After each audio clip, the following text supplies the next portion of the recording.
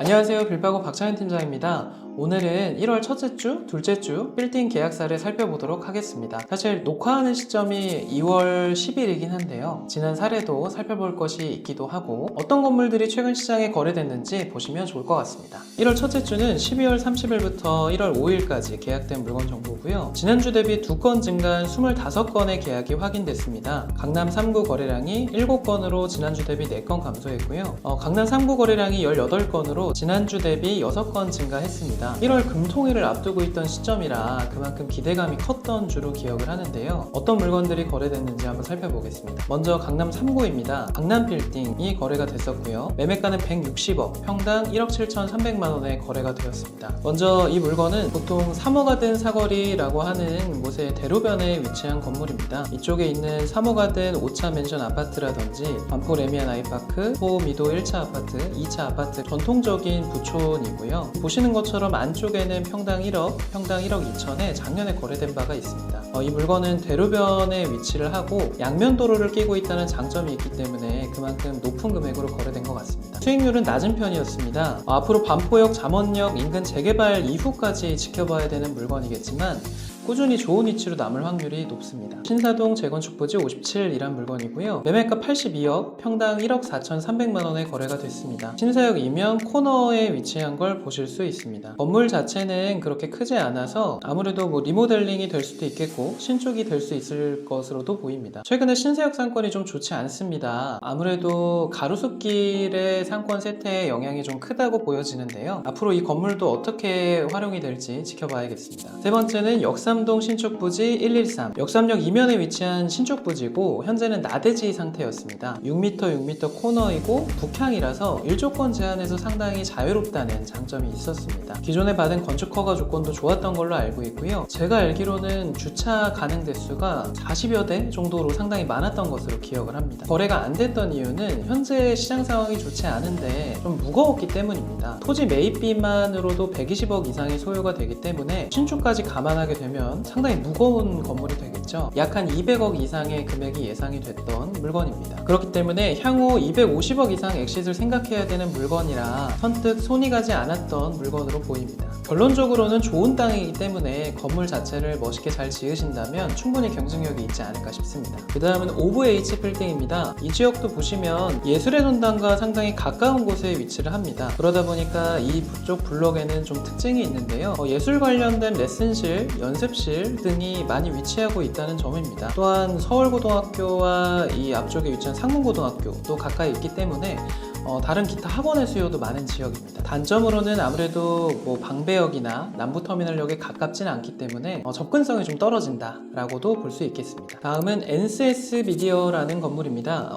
이 건물은 남부터미널역 이면에 위치를 하고 있는데요. 보시는 것처럼 상당히 깔끔한 외관을 가지고 있습니다. 매매가는 145억, 평당 9,500만원 수준의 거래가 됐는데요. 4호 건물이다 보니까 전층 명도 조건으로 거래가 되었다고 합니다. 그리고 이 건물은 용적률을 74%, 약 120평이나 이득을 보았기 때문에 아무래도 직접 사용하실 분께 가성비가 좋지 않았을까 싶습니다. 다음은 서울 나머지구입니다. 강남 3구를 제외한 나머지 구들인데요. 먼저 평화빌딩, 이 건물 좋았습니다. 62억에 거래가 됐고 평당 5,678만원에 거래가 됐습니다. 제가 그 당시 코멘트에도 남겨놨지만 괜찮아 보인다 싶었는데 바로 거래가 됐습니다.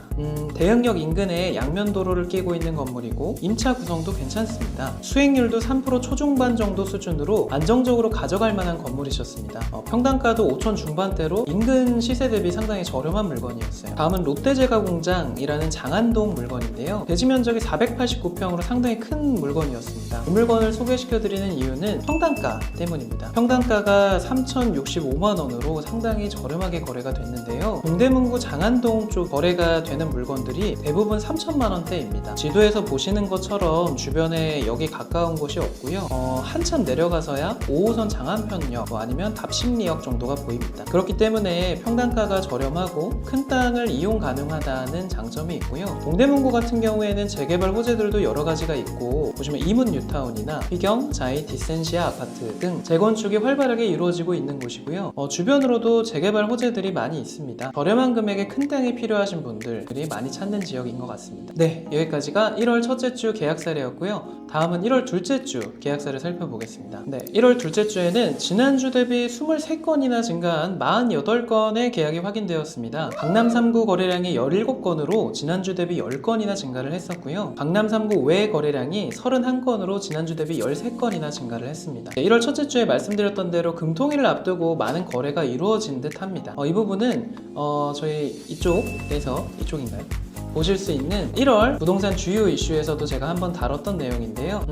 금리가 동결이 되었죠. 이 부분도 제가 따로 한번 영상을 찍도록 하겠습니다. 강남 서초 송파에 있는 물건들 살펴보겠습니다. 먼저 배옥빌딩이고요. 여기는 참 추억이 많은 곳입니다. 제가 2015년부터 일을 했는데 현능력 상권을 저는 처음에 강남 5대 상권 중에 하나다라고 배웠었어요. 이쪽이 매매가가 어떻게 되는지, 권리금의 시세가 어떻게 되는지는 잘 알고 있었고, 그때만 해도 권리금이 뭐 2억 3억은 우습게 넘어가는 지역이었어요. 그 중에서도 아주 메인 자리에 있는 건물이 거래가 되었습니다. 매매가 148억, 평당 1억 8,500만원 수준의 거래가 되었고요. 사실 이 정도 평당가를 기록한 지는 좀 오래되었습니다. 다른 지역들이 많이 올라서 상대적으로 저렴해 보이기도 하네요. 워낙 큰 오피스 상권이기 때문에 이쪽에서 회식을 하시거나 점심, 저녁을 드시는 분들이 많이 있습니다. 다음은 방배동 재건축 부지 62 살펴보겠습니다. 33억 4천만원, 평당 5,391만원에 거래가 됐는데요. 이 물건을 살펴보는 이유는 방배동 시세를 한번 살펴보려고 하기 때문입니다. 지도에 보시면 평당 5,391만원, 요게 이번에 거래된 사례고요. 주변으로 평당 5,800, 4,700, 그리고 아파트가 들어서는 출입구 앞에 8,700, 6,500쯤 거래된 거를 확인하실 수 있습니다. 이쪽 지역은 현재 이 정도 금액이 시세로 보이는데요. 사실 과거에는 6,000에서 7,000대도 볼 수가 있었습니다. 보시는 것처럼 이렇게 금액대가 이면에 5,000대, 3,000대, 요건 자료형이죠. 그리고 5,000대 이렇게 거래된 것들이 있는데, 필터를 21년에서 23년 정도로 돌리면 8,000대, 7,000대, 6,000대, 8,000대 거래된 것들이 보이고요. 안쪽에도 8,000대를 7,000대, 그리고 여기도 8,000대, 7,000대 이렇게 찾아보실 수가 있어요. 1억 요거는 신축이니까 그런 거고, 이렇게 살펴볼 수 있었습니다. 다시 현재로 돌아와 볼게요. 24년부터 25년 최근에는 그래도 시세가 조금 내려가지 않았나. 이 아래쪽 지역도 8,000대 거래 사례는 크게 보이지 않네요. 7,000대가 최고가였던 것 같고, 평당 1억대가 있습니다만 요거는 이제 대로변이나 대로변 진입로에 있기 때문에 좀 어드밴테이지를 받은 것 같아요. 그러다 보니까 최근 방배동의 분위기가 좀 안 좋다라는 말씀을 드리고도 싶기도 한데, 이거는 사실 방배동 잘못이 아닙니다. 방배동은 지금 15구역인가요? 까지 이어질 정도로 재개발이 활발하게 이루어지고 있는 곳이고, 향후 포텐셜을 많이 갖고 있는 지역이라고 생각합니다. 지금 방배동이 좀 어려운 거는 강남 지역이 어렵기 때문에 라고 저는 생각하고 있는데요. 조금 더 상급지라고 얘기할 수 있는 강남 지역이 좀 안 좋다 보니까 방배동까지 좀 영향이 있는 게 아닌가라는 생각이 듭니다. 서초동도 마찬가지고요. 다음은 지엘리라는 건물입니다. 이 건물은 74억, 평당 1억 2,700만원에 거래가 됐는데요. 보시면 건물가액 10억 제외 이렇게 나와 있잖아요. 블로그에 이걸 질문 주시는 분이 많은데, 이 건물값을 빼는 이유는 정말 순수한 토지 평당가를 비교하기 위해서입니다. 건물가액을 포함하게 되면 어떤 거는 1억 2천에 거래되고 어떤 건 1억 5천에 거래됐는데 그러면은 왜 이런 갭이 생기는 거지? 하실 수 있잖아요. 그래서 신축 건물이나 리모델링 된 건물은 건물가액을 제외하고 정말 순수한 토지 평당가를 따지는 것이 시세 파악에 도움이 된다고 생각합니다. 다시 살펴보면 원주역 이면에 위치한 근생 건물이고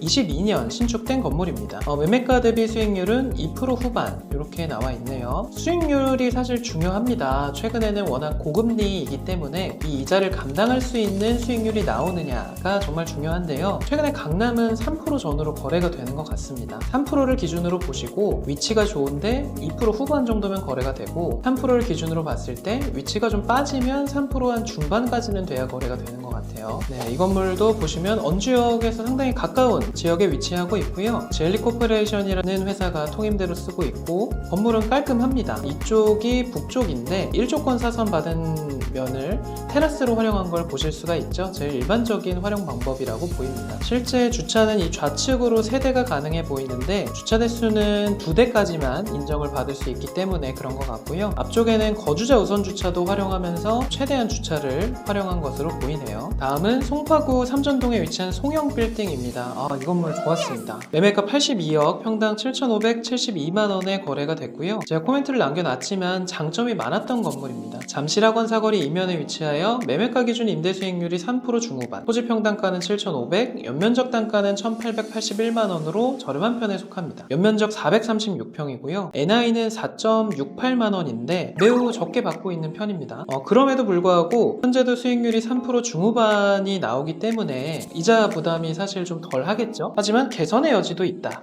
라는 게 이 건물의 장점이었습니다. 위치를 한번 살펴보시면 레이크 팰리스 그리고 여기 트리지움이 있는 잠실학원 사거리 이면에 있는 건물인데요. 이쪽에 학원들이 많이 있습니다. 잠깐 한번 볼까요? 네, 보시면 요 파란 점들이 다 학원으로 등록된 건물입니다. 그만큼 주변에 학원들이 많이 있다라는 걸 보실 수 있고요. 네, 결론적으로 좋은 건물 잘 사셨습니다. 네, 다음은 서울 남어지구 살펴보겠습니다.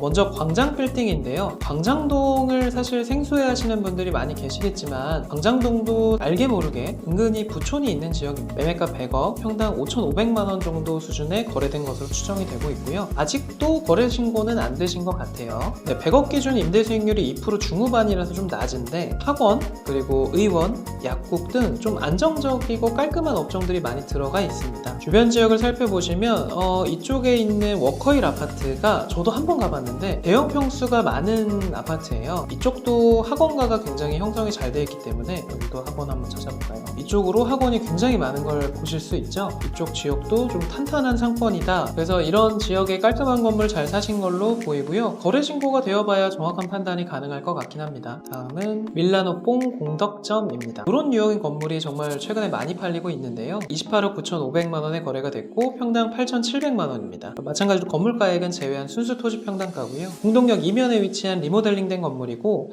만실이고 수익률은 3% 정도입니다. 제가 아까 강남 수익률을 3% 기준이라고 말씀드렸는데 강남 외 지역은 3.5% 내지 4%를 기준으로 잡고 보셔야 돼요. 중상급지라면 3.5%, 하급지라고 하면 좀 죄송하지만 상대적으로 선호도가 떨어지는 지역은 4%를 기준으로 잡고 보시는 게 맞을 것 같습니다. 네, 이쪽은 주변으로 아파트, 오피스, 학교 등 상권이 괜찮은 지역입니다. 한번 보실까요? 네, 보시는 것처럼 공덕역 이면에 위치하고 있고요. 바로 옆에 초등학교도 있고 코너 건물입니다. 북서 코너 건물이기 때문에 일조권에서도 약간은 자유롭지 않을까 싶은데 안쪽으로 긴 게 좀 흠이긴 하네요. 보시면 1층에 밀라노뽕이라는 음식점, 2층에도 음식점으로 보이고요. 3층에는 발레 스튜디오가 들어와 있습니다. 이렇게 보시는 것처럼 상권이 형성되어 있는 지역이기 때문에 30억대 가볍게 접근하시기 좋은 물건이었던 것 같습니다. 다음은 양평동사가 재건축 부지 424입니다. 212억, 평당 5천만원 정도의 거래가 됐는데요. 당산역 주변에 위치를 하고 있고요. 오피스텔이나 지식산업센터 수요가 좀 있는 곳입니다.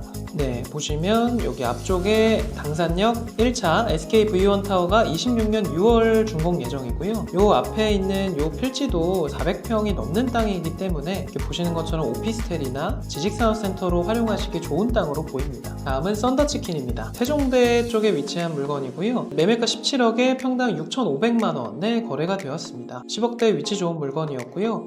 아쉬운 점은 수익률이 조금 낮다라는 점이 있었겠네요. 다음은 망원동 신축빌딩 플레이팅입니다. 마포구 망원동 망원시장 입구 쪽에 위치한 건물이고요. 매매가는 49억, 평당 4,464만원에 거래가 되었습니다. 건물값 17억 3천만원은 제외한 금액입니다. 망원시장 입구에 위치한 21년 준공된 건물이고요. 당초 통임대가 되어 있던 업체가 있었지만 업체가 퇴실을 했었고 그 이후로 좀 공실이 이어졌었습니다. 매입된 금액보다는 매도하신 금액이 훨씬 낮아서 손해를 좀 많이 보신 사례입니다. 네, 여기까지 1월 첫째 주와 둘째 주 매매 사례 같이 살펴보셨고요. 다음에는 셋째 주부터 설 연휴인 다섯째 주까지 같이 살펴보도록 하겠습니다. 영상이 좋으셨다면 구독, 좋아요 부탁드립니다.